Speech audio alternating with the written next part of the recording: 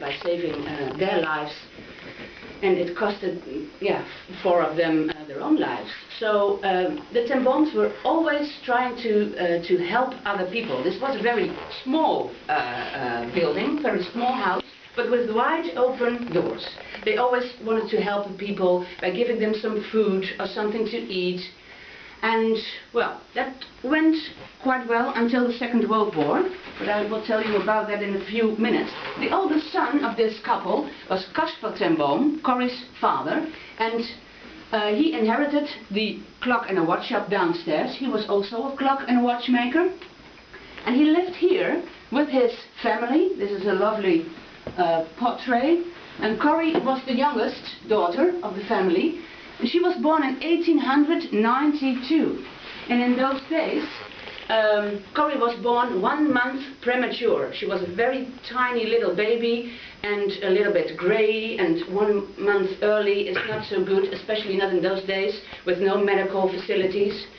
But together with this family, also 3 aunts were living here, the sisters of Corrie's mother, and one aunt, Anna, carried Corrie around underneath her clothes. So, like a kind of a human incubator. And Corrie lived to be 91 years or so. All went well. Well, in 1924, Corrie was the first female watchmaker in Holland. She was very proud of that. She went to Switzerland to study to become an official watchmaker.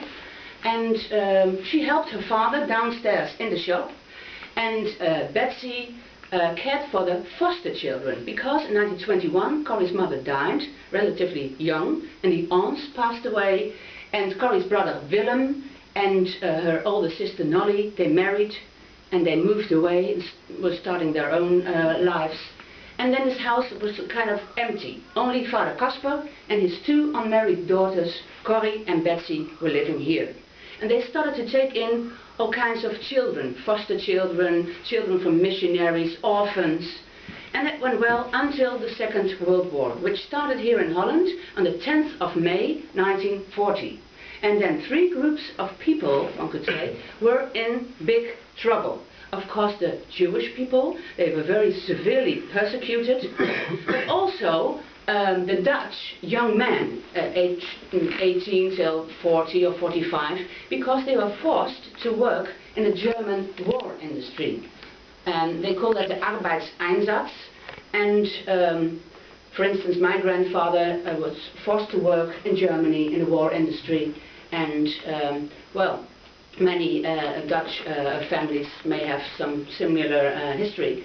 But another group of people were the Dutch students. They had to sign a kind of a loyalty agreement with the Nazi philosophy. When they didn't sign, they could be in a lot of trouble as well. So the Ten Boom family decided to help these 3 groups of people. Caspar ten Boom had a lot of Jewish friends. When the war started, here in Haarlem were about 1,800 Jews.